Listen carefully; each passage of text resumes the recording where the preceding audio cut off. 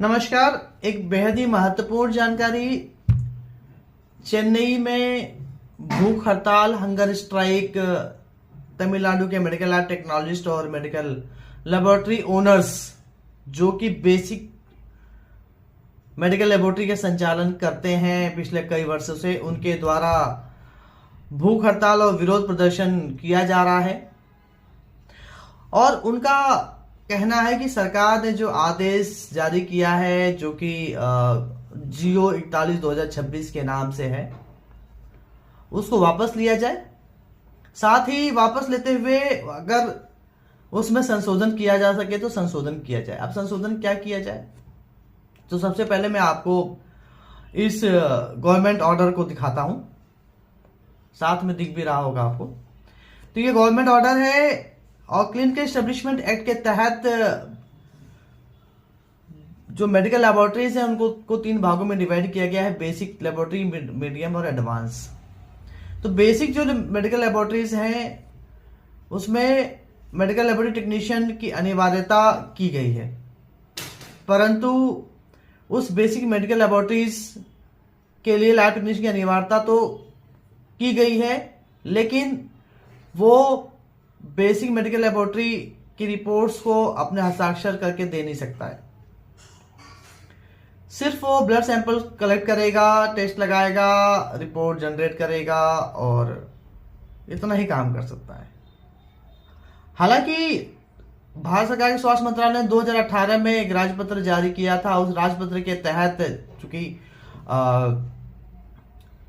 Basic medical laboratory के लिए laboratory medical lab technologist जो कि डिप्लोमा, बीएससी मल्टी या अन्य क्वालिफिकेशन रखते हैं मेडिकल लेबोरेटरी से, उनको अनिवार्य करते हुए उन्होंने ये कहा था कि बेसिक मेडिकल लेबोरेटरी की रिपोर्ट जो कि मशीन द्वारा जनरेटेड होती है, जिसमें इंटरप्रिटेशन की आवश्यकता नहीं होती है, उनको मेडिकल लैब टेक्नोलॉजिस्ट या मेडिकल लेबोरेटरी साइंटिस्ट दे सकता है। 2018 की बात है ये।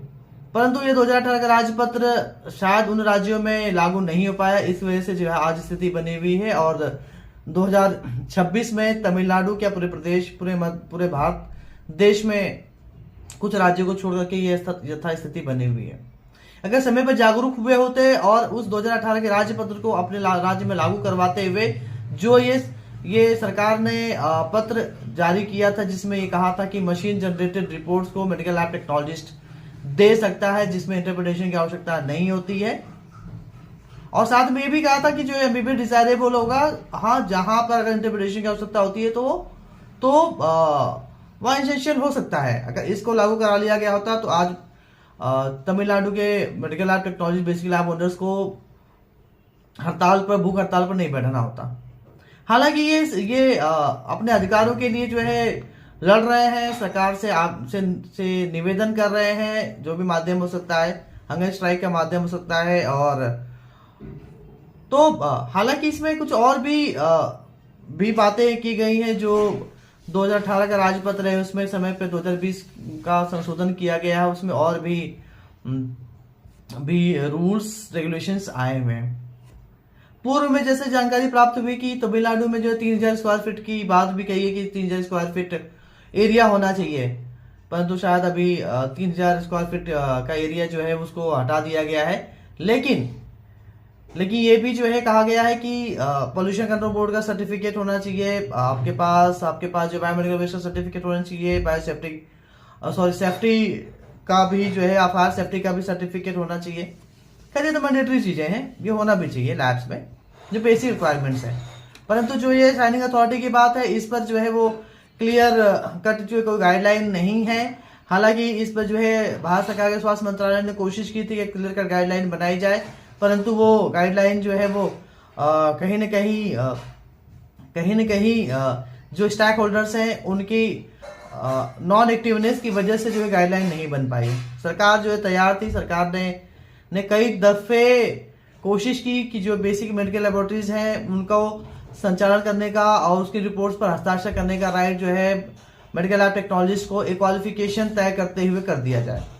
परंतु इसमें जो स्टैक होल्डर्स है, जो मेडिकल लैब टेक्नोलॉजिस्ट है, उनकी यूनिटी और उनकी संख्या बल और उनके निरंतर कार्य नहीं करने की वजह से जो है वो पेंडिंग में चला गया, जिसकी वजह से आज स्थिति बनी हुई है कि जो है कि एटलीस्ट तमिलनाडु के medical lab technology basic medical lab owners ने ये जरूर कोशिश की कि सरकार को जागरूक किया जाए, परंतु अब इसमें जो है लीगल चीजें क्या होगी, कानून क्या कहता है, इस पर भी जो विचार करने की आवश्यकता है।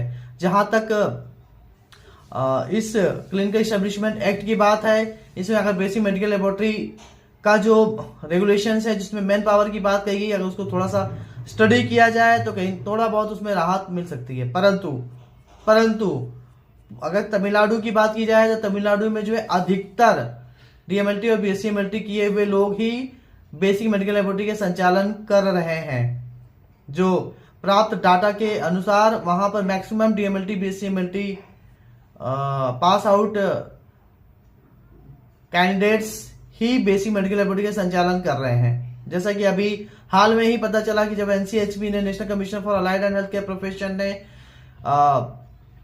बीएमएलएस का करिकुलम जारी किया करने के बाद जो है साउथ के कुछ राज्यों के द्वारा प्रेशर डाला गया कि डीएमएलटी का भी कोर्स संचालित किया जाना चाहिए, इसको कंटिन्यू करते रहना चाहिए।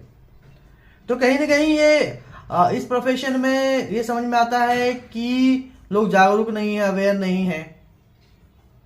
तो जागरूकता की कमी दिखाई देती है और अवेयरनेस की कमी दिखाई देती है, साथ ही अपने राइट्स के लिए जो है एक्टिवनेस नहीं होने की वजह से ये निरंतर समस्याएं उत्पन्न होती रहती हैं। हालांकि तमिलनाडु के मेडिकल लेबोरेटरी टेक्नोलॉजिस्ट ने ये जरूर कोशिश की है और अपनी सरकार से बात करने की कोशिश की है कि इसमें संशोधन किया जाए, क्योंकि स्वास्थ्य जो है वो राज्य का विषय होता है। भारत सरकार ने एक प्रयास किया, भारत सरकार के स्वास्थ्य मंत्रालय ने प्रयास किया कि लैब्स को 3 कैटेगरी में डिवाइड कर दिया और तीनों कैटेगरी में डिवाइड करते हुए जो है जरूर कोशिश की कि बेसिक लेवल पर जो है, जो ग्रामीण लेवल पर है या जहां पर जो है एमडी पैथोलॉजिस्ट की समस्या हैं, कमियां हैं, उनमें जरूर कुछ राहत की जाए और ऐसा कुछ कानून बनाया जाए जिससे स्वास्थ्य सेवाएं बेहतर हो सके। तो इस प्रयास को देखते हुए जो है क्लिनिकल एस्टेब्लिशमेंट एक्ट 2018 लाया गया और चूंकि स्वास्थ्य राज्य का विषय है तो जो है राज्य अपने हिसाब से उसमें संशोधन कर सकता है।